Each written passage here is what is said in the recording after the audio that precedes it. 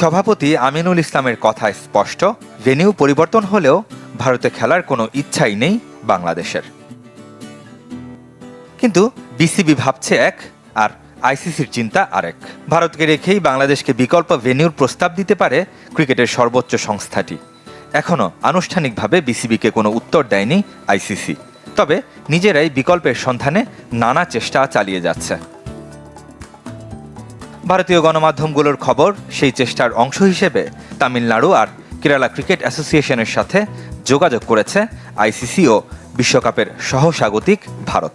ক্রিকবাজ, NDTV সহ বেশ কটি গণমাধ্যম এমন খবর প্রকাশ করেছে। রাজ্য দুটিও রাজি বাংলাদেশের বিশ্বকাপ ম্যাচের স্বাগতিক হতে। রোববার বারোদায় ভারত নিউজিল্যান্ড প্রথম ওয়ানডে চলাকালীন বিসিসিআই কর্তাদের সাথে বৈঠকে বসার কথা ছিল আইসিসি চেয়ারম্যান জয় শাহর। সেই আলোচনার ফল এখনও প্রকাশ না পেলেও সেখানেও এ বিষয়ে কথা হয়েছে। রাজ্য দুটিকে বেছে নেওয়ার কারণ, দক্ষিণ ভারতে বাংলাদেশ বিদ্বেষী সমালোচনা ও আন্দোলন কম।